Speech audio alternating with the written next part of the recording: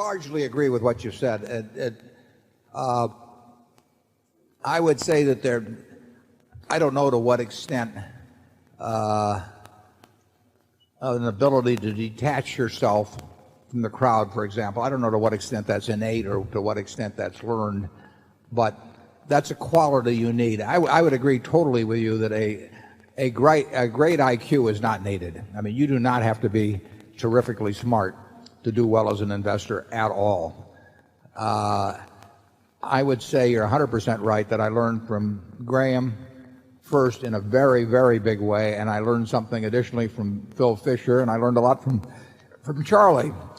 And the proof is in my record, actually. From 11 to 19, I was reading Garfield Drew and Edwards and McGee and all kinds of, I mean, I read every book, Gerald M. Loeb. I mean, I read every book there was on investments, and I didn't do well at all. And I had no real investment philosophy. I had a lot of things I tried. I was having a lot of fun. I wasn't making any money. And I read Ben's book in 1949 or 49 when I was at the University of Nebraska. And that actually just changed my whole view of investing. And really, it basically told me to think about a stock as a part of a business. Now, that seems so obvious. You can say, that why should you regard that as the Rosetta Stone? But it is a Rosetta Stone in a sense. Once you crank into your mental apparatus that you're not looking at things that wiggle up and down on charts or that people send you little missives on, saying buy this because it's going up next week or it's going to split or the dividend's going to get increased or whatever. But instead you're buying a business that you've now set a foundation for going on and thinking rationally about investing. And there's no reason why you need a high IQ to do that. There's no reason why you have to be born in some way. I do think there's certain manners of temperament that may be innate, and they may be learned, they may be intensified by experience as you go on, partially innate, but then reinforced in various ways by your experience as you go through life. But that's enormously important. I mean, you have to be realistic. You have to define your circle of competence accurately. You have to know what you don't know and not get enticed by it. You can't be, you have to have an interest in money, I think, or you won't be good at investing. But I think if you're very greedy, it'll be a disaster because that will overcome rationality. But I think the same books I read and really molded how I thought about businesses and investing. I think that they're just as valid now. I mean, I haven't seen anything in the last 25 years, and I glanced through most of the books anyway. I've seen nothing to improve on Graham and Fisher in terms of the basic approach of going about investing, which is to think about stocks as businesses and then think about what makes a good business. And really, that's all there is to investing and having a margin of safety, which Ben talks about, and so on. It's not a complicated process, but it definitely requires discipline. It requires insulating yourself from popular opinion. You simply can't pay any attention to it. It just doesn't mean anything. So you can't.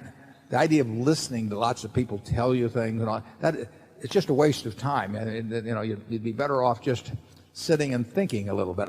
I mean, there were no analyst reports on custom frame makers. It just doesn't, and they wouldn't have been any good anyway. You have to think, but you have to think about them as in terms of their business characteristics and what they can earn on capital employed and that sort of thing.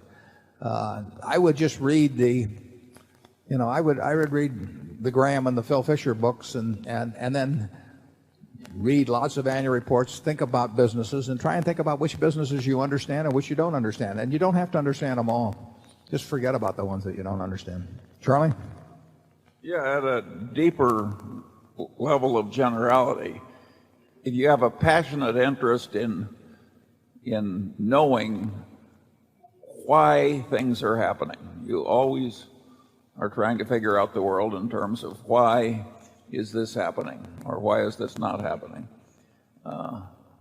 That cast of mind kept over long periods gradually improves your ability to cope with reality.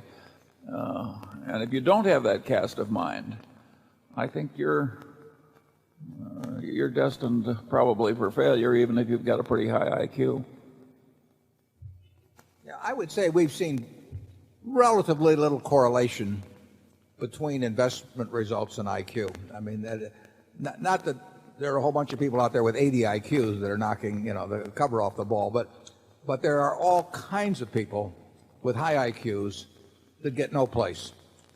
And it's probably, in a sense, it's more interesting to look at why people with high IQs don't succeed and then sort of cast out those factors and see if you can cast them out in yourself and leave a residual that will work.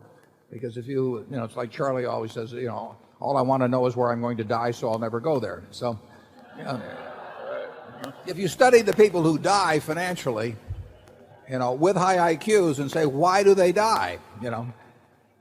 You'll see certain overwhelming characteristics that are present in most of the cases. And you just got to make sure that either you don't possess them, or if you do possess them, that you can get rid of them or control them in some manner.